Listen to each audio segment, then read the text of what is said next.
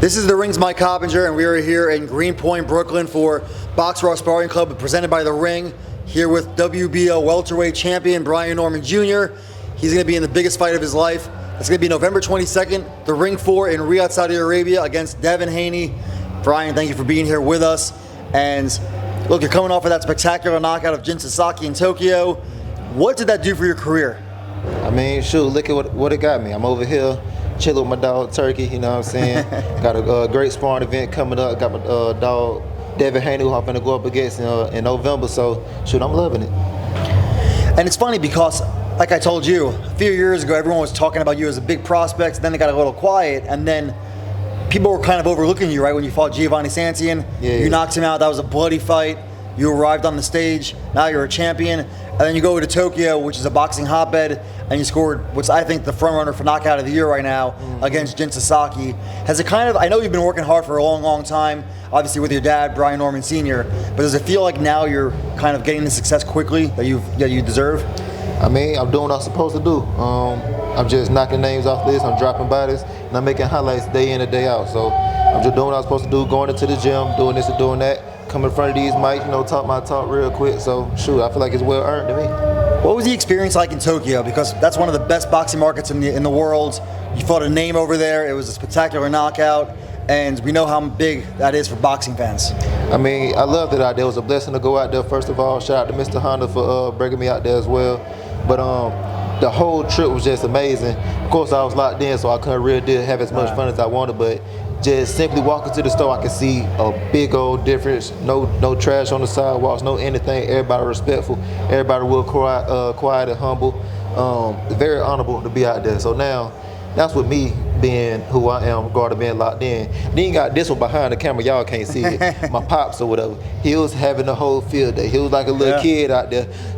Today we went to the store, and oh my God, you should have seen it. Like they had fruit snacks, Takis, like you had to see him. But no, he was having a field day, but I was locked in on my mission. All right, what was your best experience over there outside of the fight? You got to see some cool anime stuff, some sushi? Oh yeah, actually one dude, he pulled up on me, he gave me a little gift. It was about anime. I can't remember the name of it, but it got Gojo in it. Dang, I can't remember the name of it. But yeah, he gave me a gift, and I appreciate that. Every time I came to the gym, every day I came, I was working hard. So every day I came, everybody in there, you just see them upping it just a little bit more, upping it just a little bit more. So I love that. The champion was in the building, and they was acting like a champion was in the building. They were trying, up themselves as well. So it was nothing but love out there all day long. And how is Jin doing? Have you checked on him? Yeah, actually we hit each other up, if not the night of the fight, the very next morning. But we did each other. He said he cool. He just gave me salutes on the fight. I gave him salutes on the fights. Just chatted up for a quick little minute. But actually, he said he would like to join me in camp. Sadly, I can't add him to this camp, looking at the opponent that I'm fighting. But maybe in future camps we can make that happen. Yeah, and the opponent you're fighting, obviously, this is going to be the toughest opponent of your career on paper. Devin Haney is very accomplished, pound for pound for a long time. He's trying to become a champion in the third weight class. Why isn't he going to do it? First of all, I would say he is not just on paper, but my toughest challenger to this point of my career. But you said, why did I take this fight? No, I'm saying, why won't he be able to beat you, in your opinion? Why won't he be able to beat me? Because of who I am and what made me, my whole character, my charisma, my energy about myself. It's just, I was made for this. This is what I'm bred to do. Ain't nothing forced. You do this interview again, I'm saying the exact same thing again, just in a whole different way. So this is just what I do. This is my life. This is not no movie. This ain't no TV show or anything like that, man. I'm beating on the storm. I knock bodies off. This is just who I am. Yeah, and we all saw how quickly you accepted this fight when it was presented to you. You're going over to Riyadh, Saudi Arabia. You just fought in Tokyo. You're coming like the World Warrior now, huh? Hey, I'm loving who I am. I'm just trying to show y'all what a real world champion is. Took over Japan, taking over America. Now let's take over Saudi America. What do you think is going to be the toughest part about fighting Devin Haney? We know he has a great jab. He has great feet. He can move in there. What do you think is going to be the toughest challenge you're going to face on fight night? Bill Haney. You know what I'm saying? Him and his mouthpiece. But we're going to take care of that. So I got the call. They said everything is a go. Come WrestleMania, it's going to be Devin Haney, Bill Haney, and his bodyguard. and you got me, my pops, and my bodyguard, Jolene Mazone. It's going down. Man, I saw Jolene was swinging in there. Exactly. Did she connect on one of those? Down. I mean, I ain't seen nothing. You said you seen it. So look, obviously Devin has his father Bill, you have Brian Norman Sr., and your dad was a pro fighter. How much does that help you as a fighter, having your dad who has the same experiences? That's actually the biggest blessing of it all. Even before I even thought about coming to the gym, I was watching him at the gym, got my own superhero right here in front of me, so it's just like, that's the model I was on. And then, of course, he retired, I joined in, and he gave me all the fighters to watch. He started off Miguel Cotto, Marvin Hagler, the list goes on, Roy Jones, Mike Tyson, and I just took all that and I digested it all, and I'm still digesting still to today. I'm just adding it to my game. Also, with the business side of boxing, he didn't really have anybody behind him. He was more so of a B-side. You know how the game go. So he could tell me all the bad things to look out for. He could tell me all the good things to look out for. So it's the biggest blessing of it all. That's with boxing and outside of boxing. Of course, he was a boxer, but also he's a human. He's a man. At the end of the day, he's my pop. That's my pops. You feel me? We just alike, walk alike, talk alike, even dress alike. I know I dress a little old. Leave me alone, brother. But you feel me? He just teaching me the game of life and simplifying it all. So like, that's why I come in so calm and cool the way that I am.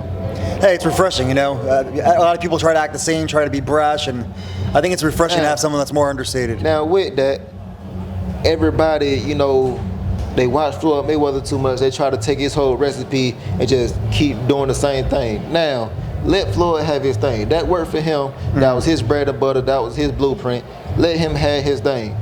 Be yourself at the end of the day.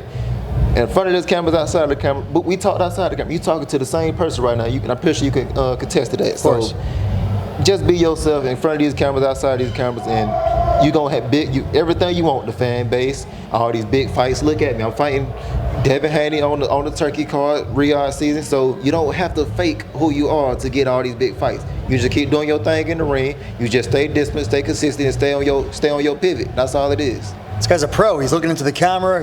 Hey, I was born and bred for this. I love it. Now, you're from the South, Southern gentleman, I see.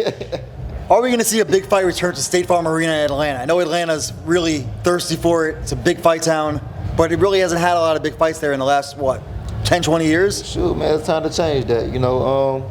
And God's will, I take care of business come November, and then hopefully get a State Farm fight after that. And you were mentioning all the fighters your father showed you. You mentioned Marvin Hagler, Roy Jones. Do you have an all-time favorite? Roy, all day long. Roy, I got Roy 1, Floyd 2. Now, this is where the list get all scratchy. I ain't gonna go put no numbers on it, but James Toney, Mike, Marvin, Salvador Sanchez. Okay. Shoot, Mike McCollum. The list goes on, and man, I can name some fighters all day long. Time I heard the whole four. I can't even. I just got real big on Ray Leonard, to be real with you, because I used to hate him because of Marvin Hagler, but now I can't help but accept it. That boy bad, you feel me? The boy bad, he nice. Still don't like it for the Marvin Hagler fight, but the boy nice, you feel me? So just a whole bunch of guys, and then like even outside of just the necessary boxing aspect, the mental aspect of it, Floyd and Bernard Hopkins, they stuck out to me a lot, plus Andre Ward, because just the simple discipline and consistency that was on. And I love that. It's just basic. Just do the same boring thing every day. That's all it is. So now, it may be boring because, you want to hit the clubs, you want to do this, you want to do that, but you got to find joy in it. So people love watching fights and trying to study fights or whatever, but you looking at the celebration. The real thing you need to study is the training sessions. Okay, why was Floyd so bad? Go watch the training session. You seeing the end game when he fight. That's when he bring it all together. Go watch when he worked on that simple step, that simple jab, the simple right hand. Go watch Roy Jones. Okay, you watch a fight, you say he's so unorthodox, he's so this, he's so that. Go watch him when he train. He doing something very, very basic. He breaking it all down. So don't confuse yourself. Just make everything simple. Well, being from the South, I would have been disappointed if Roy Jones wasn't your favorite. So happy to hear that. Yeah. That's my dog. No, let me also say this. Man, everybody done met Roy Jones around me but me. Roy, man, what's up, dog? I'm just trying to conversate politics. What's up, man? All right, there you have it, Roy Jones. Here's the message to the legends. Yeah. I'm trying to pick his brain. That's it. You mentioned the clubs. Something tells me you're not a club guy. I don't know what to tell you that, man. I don't know what to tell you that. But no, I really ain't, I don't really care about all of that. It's just like, okay, Atlanta real big for strip clubs. So you trying to tell me I gotta sit here and fight for my life, for my money, literally, and I'm finna go in the club and just throw it at somebody just because they shaking a little something in my face. When I can sit here and just talk game and talk to somebody or whatever and get that for the free ski. You feel me? So it's just like that ain't my whole life. And then even the club, what we gonna do? Just get a little section and just look like we the biggest bosses of it all. You see how we sit here chilling right now? This is how it is in the club. Just a big old section of folks just sitting here like this. They got your body girl come out with the sprinklers or whatever they doing that little thing. And then you got your people over here like this in the section just recording and everything like that. And then they go about their business and everybody just like this again. So like, what's so fun about the club? Like, and then you get the big bill at the end of the night. Yeah, so it's just like, ain't nothing fun about the club for real. I mean, if you want to listen to some music, chill with your folks, man, you can do that at the crib. You don't need to spend $1 million just to have a good little time. All right, your father told you well you're trying to keep on to your money that you're making right now. Yeah. What does Brian Norman Jr. do in his spare time now? You watch TV? Do you some outdoor stuff? Shoot, I'm B. I do my own little thing. I like vibing and chilling, politicking. Shoot, you can catch. I'm a seeker of knowledge. That's my main thing in life. I love knowledge. I want to pick your brain, his brain, everybody's brain. What got you into all this interviewing stuff? What made you want to do this? Okay, you behind the scenes, you on the camera. Why you like being in front of the mic? Like what's your whole little thing on that? Okay, how long you been in it? You know, things of that nature. Like what inspired you? And my main thing is, of course, after boxing, I would love to be an actor as well. And how do you say your lines and be so calm and cool without the praise, without anything? It's so quiet in the room, and you got to know your lines and say your lines, and you just looking at somebody stare at you dead in your eyes the whole time. They not applying you, saying good job, shaking your head like you're doing anything. So it's just like things of that nature. I just want to know how everything works. And then, of course, outside of my seekers of knowledge or whatever, I like having a good little time as well. You know, the TV, chilling with my girl, chilling with my family, you know, things of that nature. We walk up the mountain all the time.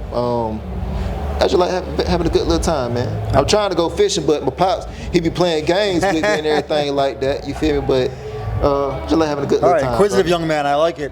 So you say you like movies. What's your favorite boxing movie? Don't disappoint me now. Rocky 3. Clubber Lane, shout it. Okay. Clubber Lane. Thunder Lips. Yeah. that's a wild name. I just want to say that for a fact. Thunder Lips, yeah. But I'm gonna say Rocky 3 just because of Clubber Lane, but Rocky 2, I feel like that one was perfect. Rocky 2 was perfect to me. Rocky 4 is my favorite. It's not the best Rocky. I'm gonna say, hold up. Not the best Rocky, but my favorite Rocky. I'm gonna say Rocky 4 also. I still watch it to this day, but the reason why it's not my favorite, they killed my boy Apollo, dog. You feel me? That's my dog. You know what I'm saying? He was Muhammad Ali for real. You could tell he was shaped after Muhammad Ali. Oh, for sure. Yeah, that's my dog though. All right, well, you're making your own movie right now in real life. What are we going to see when you fight Devin Haney November 22nd? You just called it. We out here making movies, man. I made a move out there in Japan. I made a move with my first fight to become champion. Sure, I just keep on dropping hits after hits, man. So come November, it will be another one. And you see what everyone's saying, obviously. Brian Garcia caught Devin Haney with a lot of left hooks. You have a big left hook. Have you watched those fights, and is there something you see that you're like, you know what? I can do that too. I haven't watched anything lately, but of course I watched it when it was live. And everybody just focused on my left hook. It's more to the game. It's more to the game than just a left hook. No, your jab was nice. You were jabbing to the body nice against Sasaki, yeah. Yeah, it's even more than that. So I got a jab, I got feet, I got this, and I got that. So he gonna be looking out for the left hook. What about the right hand? What about the jab? What about the uppercut? I'm cutting the ring up the whole time. Press you the whole time. You can't go nowhere. You think I'm finna load up? Ain't nothing loaded up. I just naturally hit hard. My hands are faster than what you think. Feel me? Don't let these cameras fool you. It's different in person. And I saw Devin Haney, you guys got into it a little bit. He called you small.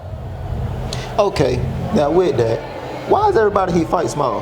And I have no experience, I have no this and I have no that. Why you fight me then? You feel me? I don't deserve to fight you in your book. So it's like, why you fight me then? You don't deserve no credit for this. Everybody you say is too smart, they too this, too that. Why you fighting these guys then? Who is eligible enough to fight you? Right. Who is eligible enough to fight you? That's how I feel about it. So now, on the flip side of it, Devin Haney, he is an eligible fighter in my book. Former undisputed champion, came up, beat Regis Prograis as well. So he got a great Lomachenko on his resume. Even if y'all say he may have lost that fight, it was still close. So it's the great Lomachenko, and it was still close, even if you say he may have lost. So it's just like big ups to him. And now, trying to take your head off, Shawty.